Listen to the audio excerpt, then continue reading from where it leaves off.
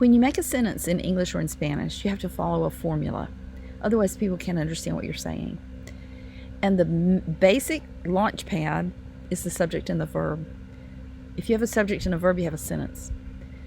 I go, I walk, I speak, I work. But sometimes you need to know who's receiving the action, not just doing it. And the best example to use is give. So let's use give until we get the hang of this, and then I'll tell you some other verbs to use, okay? If you say I give, then somebody's got to receive it, because that's what give means. I give the gift to my brother. I give the gift. Who did it? I did it. I'm the subject. The direct object is the gift that answers the question, what? And my brother is the indirect object. It followed to. I give the gift to, preposition, preposition, preposition, my brother. So the person who follows the preposition has to be the indirect object. That's who it is. So there's something a little bit different. The logic is the same logic in English and Spanish, okay? But where to put it, we don't agree. I give the gift to my brother. I give him the gift.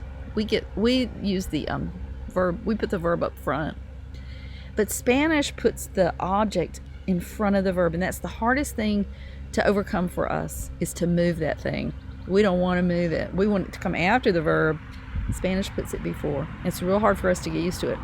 The best way to remember it is, you've all heard te amo, I love you, right? But it doesn't say I love you. It says you I love. Because why? Because they put the recipient in front. So that's really hard for us to overcome. Just keep it in your mind. It's not, that recipient person is not going to be where it was in English. It's going to move.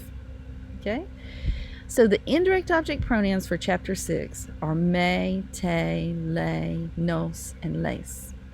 In a sentence, how are you going to find the person? How do you know if the person's the subject or indirect object? Look for the preposition, because the subject can't follow a preposition. Only an indirect object can.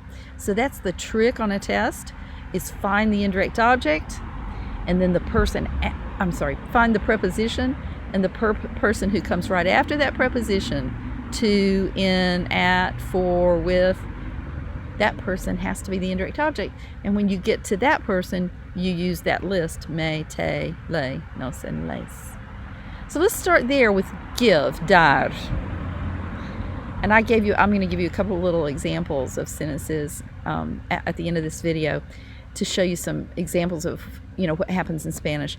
But remember that give always has a recipient. You have to give a thing to a person. The thing answers the question, what? That's your direct object. And to whom? Did you ever wonder what whom was? That's the question word for the indirect object. After a preposition, that person is the indirect object.